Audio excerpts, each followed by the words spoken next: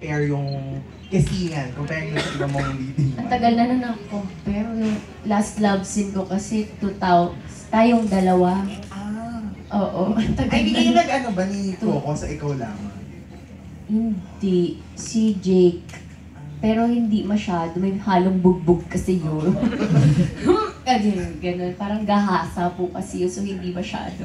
Hindi siya love scene. Unloved. Pero kamusta yung kay Ian? Parang kung maiko-compare mo sa ano? Ito kasi, nakaupo lang kami. Ano lang. Kasi yung, depende naman kasi yun sa pinagdaanan ng character. And kaya din naman din ako napapayag na gawin ito. Hindi lang naman basta, uy, gusto ko maging mature, gusto ko magka-love scene. Hindi lang naman siya ganun-ganun lang. Kasali kasi siya sa kwento, kasali siya sa journey ng dalawang tao, and may dahilan kung bakit binigay niya yung part na yun sa gabing yun. Na dapat nila abangan. Oo. May dahilan, so parang wag nilang ma-miss every night. Kasi, kaya din siya naging story of us kasi kwento siya ni Tin and McCoy na nasa Us, US. Yung parang gano'n. Naghalo na lang siya.